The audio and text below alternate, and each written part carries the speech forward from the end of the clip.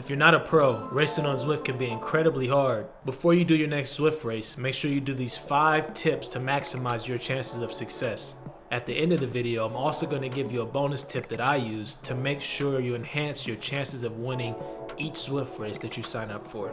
The first thing you want to make sure that you do when you're racing on Zwift is to choose the correct category. Category D is 1.0 to 2.5 watts per kilogram, all the way up to Cat A, which can be from 4.0 watts per kilogram to 6.0 watts per kilogram. These numbers are basically a representation of what your power is for your FTP. So if you haven't done an FTP test, I highly recommend that you do one of those first to get your FTP and make sure that you're in the correct Zwift racing category. Once you have that number, you want to divide your 20-minute power by your weight in kilograms, and that will tell you exactly which category you need to be racing in. This is a critical first step to make sure that you're in the correct category, racing alongside people who have a similar power number to you.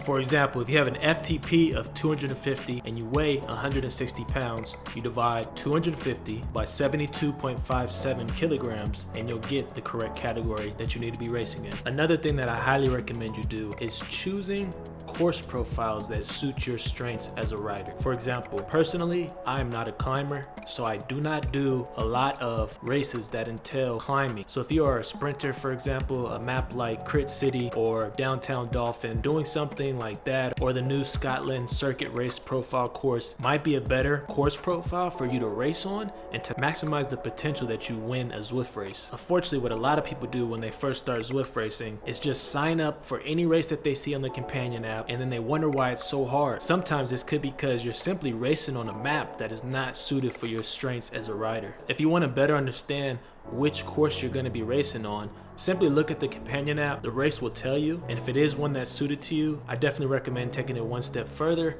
and going to Zwift Insider's website and checking out the parkour profile so that you know what to expect when you're racing on this course. Another thing you definitely want to do is course recon, and if you don't know what course recon is, it's simply when you ride the course before that you actually race on it. This way you know what to expect, you know where potentially on the map things are going to heat up. You would gain these types of insights by doing course recon. Now you can do course recon through several ways. You can either ride the course yourself if you have access to the specific map in Zwift, or there's a lot of videos on YouTube that show you what the map looks like, and on Zwift Insider as well, they usually have a video of the course profile right there for you. That's why I love the website so much. Another thing that you definitely want to make sure you're doing in a Zwift race is drafting. If you're not familiar with what drafting is, simply put, it's you riding behind another rider, taking advantage of the aerodynamic benefits of that rider being in front of you as you pedal. But what makes this so cool is that you can save up to 25% of your energy by simply riding behind the rider in front of you in a Zwift race. Now in real life, you know exactly when you're getting the benefit by riding in the draft, and in Zwift it can be a little more confusing,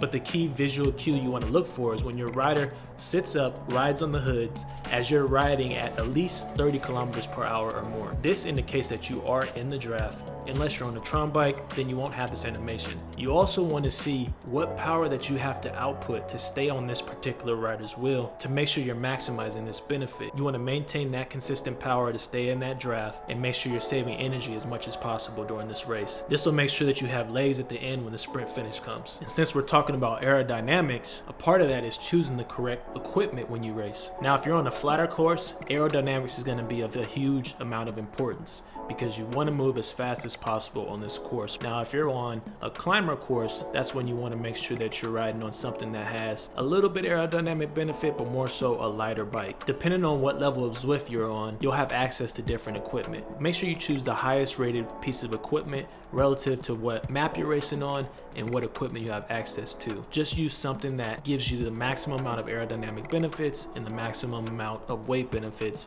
relative to whatever map you're racing on. And if you have experience racing on Zwift, make sure you please leave recommendations for new riders in the comments so that they can test different combinations that work best for them in a Zwift race. Now for a few bonus tips. Number 1, you want to make sure that you are researching the riders that you are racing against in each Zwift race that you do. How do you do this? There's a website called Zwift Power that I use before every race to look and see who I'm riding against in this race, what their strengths are, what their weaknesses are.